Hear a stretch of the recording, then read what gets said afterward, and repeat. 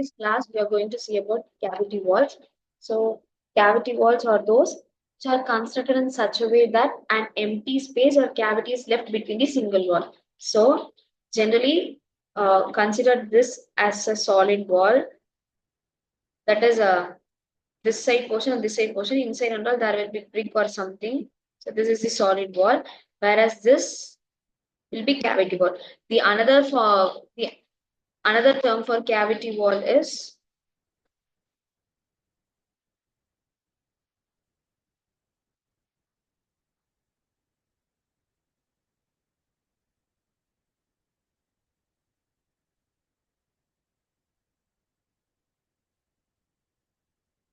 hollow wall.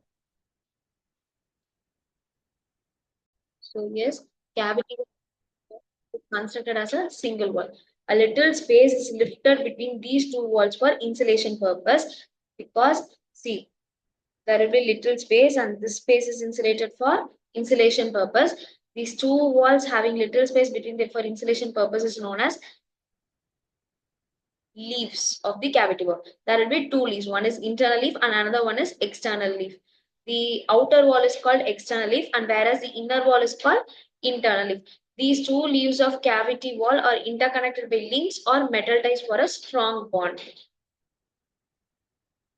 The inner leaf is found to take a greater portion of the imposed load transmitted by floor and roof. Hence, these two leaves are bonded well together with ties, usually 900 meter apart vertically and 450 mm, which means one half of the vertical distance horizontally in every sixth post staggered. The inner leaves are made thicker for carrying heavy loads, hence English bond can be used for that. Particular care is required at the top and bottom of the walls and around openings in the cavity wall construction. The purpose of cavity wall. Why cavity wall is needed? To prevent the dampness, for thermal insulation, for sound insulation, and for the prevention of efflorescence. See, the use of cavity wall is mainly used in cold countries rather than in our semi-hot weather countries. Okay, in cold countries, when it is used in tropical countries, sufficient precautions must be taken so that they do not become breeding places for lizards and insects. The major purpose of cavity walls are as follows. Since it has a cavity or hollow, lizards and some insects may breed there. The damp prevention, it reduces the chances of moisture intrusion from outer leaf to the inner leaf and thus helps in keeping inside of the building free from dampness. See, while constructing a cavity wall, these are the following points which to be considered. Cavity should extend to 15 centimeter below the damp-proof course level, and damp-proof course should be laid to both leaves of the wall.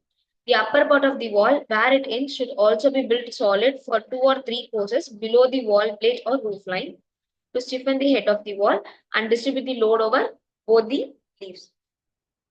The wall ties must be kept free from mortar droppings by means of a timber batten suspended in the cavity and raised as work proceeding during its construction.